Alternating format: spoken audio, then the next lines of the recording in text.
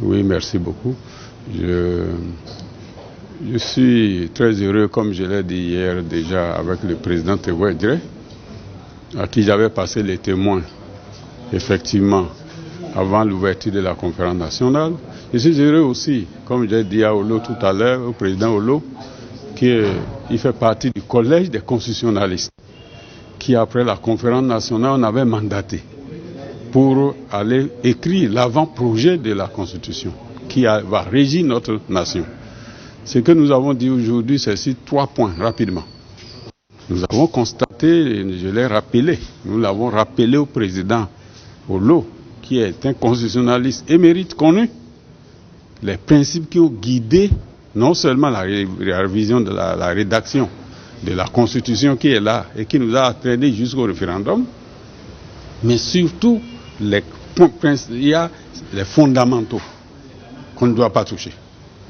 Parmi ces fondamentaux, on connaît déjà les fondamentaux, la laïcité de l'État, l'intégrité territoriale, la forme républicaine de tout ça.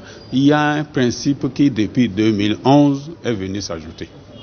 C'est le principe que le consensus est érigé en valeur constitutionnelle.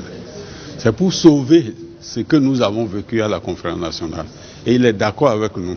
Mais ce qui est le plus important, c'est de lui rappeler que les lois liberticides qui vont peut-être lui parvenir contiennent des dispositions qui vont déstabiliser la nation béninoise et qui concentrent le pouvoir dans la main d'une seule personne. Mais à la conférence nationale, si on avait fait comme ça, honnêtement, on ne serait pas là, après 27 ans. Lorsque vous voulez toucher quelque chose que vous avez eu comme héritage, qui a duré 27 ans, vous voyez, qui a permis la stabilité politique, qui a permis l'unité nationale, la concorde, la solidarité et que sais-je, la paix sociale, il faut faire attention et avoir l'adhésion du peuple. Nous, on aurait pu à la conférence nationale dire que, bon, on est représentatif, bon, ben, très bien, on vote et on applaudit. On n'a pas fait comme ça. C'est tout ce que nous demandons au président Talon, de revenir à la raison pour interroger ce peuple. Et nous avons insisté sur le fait que, en dehors de ces lois liberticides, il s'arroge ce qu'aucun chef d'État n'a jamais fait depuis 60 et ne fait dans aucun pays du monde, de se transformer en un agent principal des renseignements. Ce n'est pas possible. Oh non, il n'a pas besoin. Et c'est lui qui autorise qu'on aille enquêter sur les patriotes. Ah non, mon chef d'État a du boulot à faire. Moi, j'ai été directeur de cabinet de Kérékou, je n'ai jamais vu ça.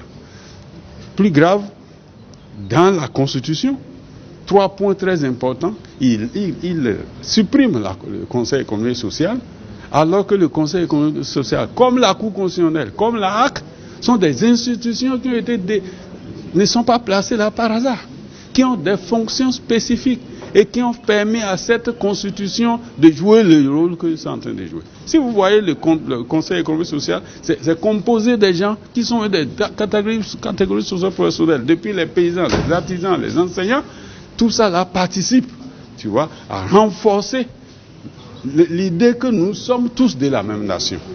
Mais lorsque vous voulez casser ça, on doit réévaluer la Cour constitutionnelle, la HAC, et voici où nous allons. C'est pour ça que nous avons dit au président que nous, ce qui nous intéresse, c'est que la Cour constitutionnelle joue son rôle.